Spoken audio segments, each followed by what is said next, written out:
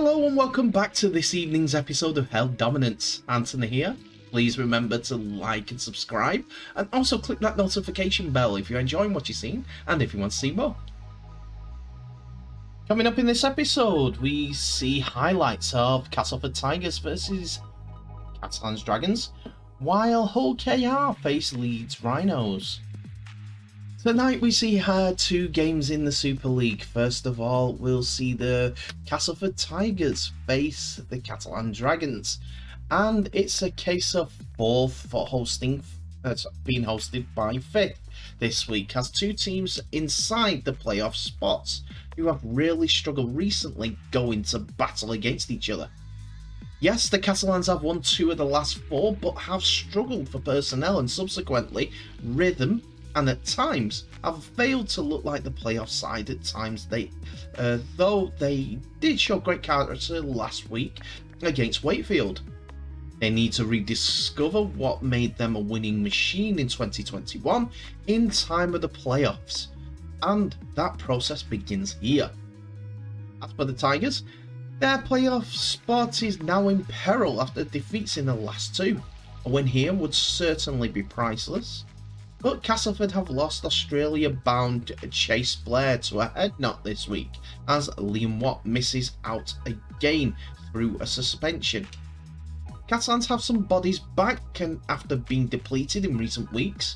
Sam Tompkins is hopeful as Dylan Napper, Joe Chan and Matthew Laguerre are back in the squad. Joe's brother Taiki Chan misses out with a ban, as Fuid Yaha also drops out after his hat-trick last week. Two physical sides, the losses Catalan have suffered in the middle of the field could be their undoing, though they have proven to be really dogged opponents recently, and may find their way to hang in there and snatch a close game. So on to the team news for Catalans at Castleford, and we're starting with the Dragons first of all, with Sam Tompkins coming into the side. Tom Davis, Dean Ware, Tyrone May and Romain Franco complete the backline for the Dragons. This is because Fuid Yaha and Arthur Romano miss out due to compassionate reasons. Josh Drinkwater is partnered this week with Mitchell Pearce, who returns to the side in one of the big name returns for the team. Dylan Napper is another one who starts in the starting forward for Matthew Koza, who did well in the last game, and so he finds a place on the bench. Paul Seguer also is in the starting lineup, with Michael McAloran completing the front row, with Benjamin Julian and Joe Chan partnered up in the second row. Alex DaCosta continues in at loose forward in the absence of Ben Garcia. Arthur Morgs completes the bench lineup with Coratin Glicam and Sam Cassiano, bringing up the final numbers. For the Tigers, it's Alex Sutcliffe who comes into the back line in place of the absent Chase Blair, with Gaz O'Brien and Paul McShane starting in the halves, as there's a surprise with no Danny Richardson in the squad, despite him being signing a new contract just recently. George Griffin and George Lawler are the forward pay, with Adam Milne going in at least forward. This is due to Liam Watts being suspended, as well as the aforementioned Richardson being absent. In the second row, it's Kenny Edwards and Alex Mellon once again, with Joe Westerman at loose forward. On the bench, Daniel Smith comes onto the bench with Brad Martin, Suat Matagi and Jason Karikari, as Cieso Becky misses out due to migraines. We come to the first points of the game, and it's Castleford who get those on the board, and after a break by Gareth O'Brien, he dummies his way past Sam Tompkins to score underneath the posts, which he converts for a 6-0 lead.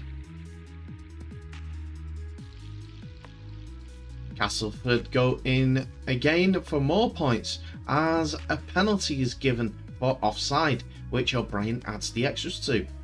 been a long night for Catalans as they give too many penalties away.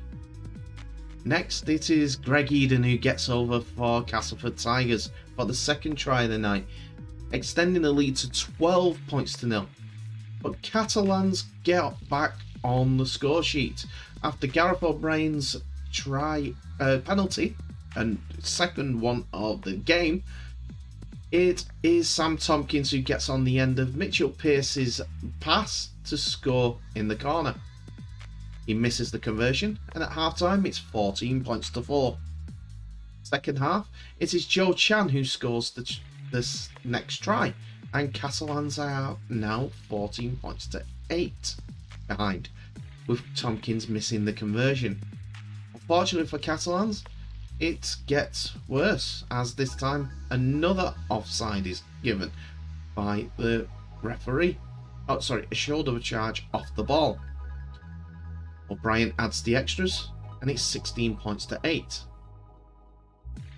And the final points came from the boot once more, as this time referee gives a penalty for reefing the ball, and O'Brien again adds the extras, this time from right in front, and that's the game.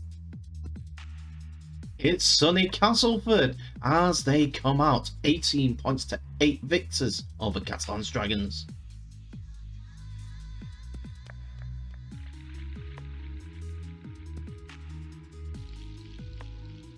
We go into the second game now as Hull KR face Leeds Rhinos, and for the first time this season, Leeds occupy a place inside the top 6, and now that the destiny of a place in the finals is firmly in their hands. Like the Rhinos, the Robins will have experienced a timely boost of confidence with their win over Toulouse last week, which has reignited their playoff hopes, though a defeat against the Rhinos would be damning. As for Leeds even, they seem to be riding the crest of the wave at the moment, and the wave is called the Rowan Smith effect. They need to keep the ball rolling through, though, if they are to wrap up that last playoff spot. The Robins have lost another forward in the shape of Corbin Sims, who has got a ban after the win over Toulouse. Making matters worse, the fact is that Lachlan Coote failed the return to play protocol test this week after suffering a head knock 2 weeks ago against Wigan. However, Ryan Hall and Kane Lynette are both nailed on to return, whilst Mikey Lewis has a 50-50 chance of playing. Leeds, though, have lost 3 crucial players to bans as their disciplinary record takes another hit in a crucial blow ahead of this clash. Reece Martin, Aidan Caesar and David Fusatua are the players banned, all of whom played key roles in the win against Salford last week. Like OKR, Leeds personnel woes could be ameliorated by the potential return of Blake Austin. Even with his return, Leeds are only able to name a 19-man squad. In their last 6 wins, Leeds have averaged 41 points per game, so it's clear that Danny Maguire's men will have to fight harder to blunt the Leeds attack. If they can do so, Salford showed that Leeds can be put on the back foot. However, whilst on the back foot, the Rhinos scrambled really well and demonstrated the steel we've not seen until Smith came in. This may be the key to another vital win in the playoff hunt. Let's get onto the team news then. The confirmed team news before the Robins and the Rhinos, with the away side first. Liam Tyndall comes in for the suspended David Fusatua and completes the lineup in the back line with Zach Hardacre, Harry Newman, Liam Sutcliffe and Ash Hanley. In the halves, you would have thought Blake Austin would have been starting, but he has to settle for a place on the bench as Cam Smith is the starting halfback for this game. He joins Richie Myler. Zane Tatavano partners Mikola Jeletsky in the forward line as Bodine Thompson drops back to the second row, and Brad Dwyer starts in place of Jared O'Connor, who in turn, starts in place of Cam Smith at loose forward. Morgan Gannon comes into the side off the bench after James Bentley misses out, which means that apart from Austin, Sam Walters, Corey Johnson and Muzzy Mustafa are the players that complete the bench. For the Robins, in their second home game on the bounce, PLT drops out of the starting lineup and finds his place on the bench, with Ethan Ryan being the fullback. Ben Crooks is on the right wing, with Sam Wood, Sean Kenny Dowell, and the returning Ryan Hall. Jez Litton has another halfback partner as Rowan Mills misses out, with Elliot Minchella the starting halfback. Matty Staunton and George King are in the forward line with Matt Parcells, while Frankie Holton and the return of Kane Lynette, the Big Red Machine, is in the second row. Jimmy Kindhorse is the loose forward as he drops back from second row. On the bench, due to all the changes, we see Will Maher on the bench with Will Tate and Greg Richards, who completes the lineup with PLT on the bench. The first try of the game went to Hull KR as the Robins saw Matt Parcell go over from dummy half. A great dummy and burst of pace saw him over the line and dot the ball down. Leeds did not know what hit them early on. After a messy play the ball by Ash Hanley, Hull KR took full advantage and Parcell got over the line. Simple. It was Hull that got the second point after a great grubber in goal on the last, found Ryan Hall, who dived over in the corner, and referee Jack Smith saw no issue with that. But watch the offload here by Kane Lynette. Just a simple play into the middle. Minchella gets turned around. Parcell gets tackled. It was Matty Staunton actually got turned around, and then Kane Lynette's offload in the tackle as he's going down. Sees a tackle for Jez Litton. The grubber inside. Just kept the ball alive. There's Kane Lynette, and this is a great finish. Defences were definitely on top in this early stanza of the game after Brad Dwyer broke from the inside the 40-metre line and had the pace to get around all the Hull KR defenders to score Leeds' first try of the game.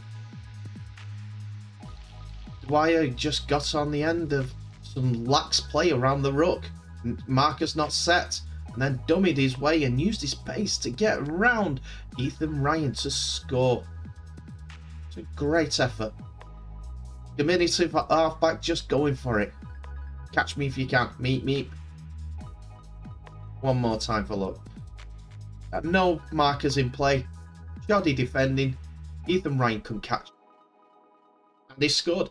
This time, Hull KR extended the lead. And this time it was Kane Lynette yet again from a Jez Litton grubber. Fantastic effort. Video referee was checked to make sure that the grounding was done by the Hull KR man first. But it was a good effort. Great work by Hull's attack. Great work by Jez Litton. And Kane Lynette got there. There was a little suspicion that he may have knocked on, but he did enough to get downward pressure on the ball. As you see here, all that it needs is just a little finger to be on it. Anything. No separation was called between the ball. So the try was given. Kane Lynette had Hull KR's third try of the game.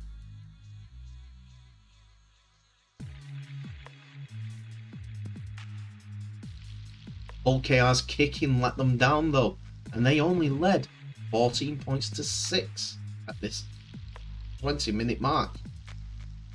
Then it was a turn of Richie Myler to get on the try scoring. His dummies and his speed himself, using his rugby brain, got him over the try line.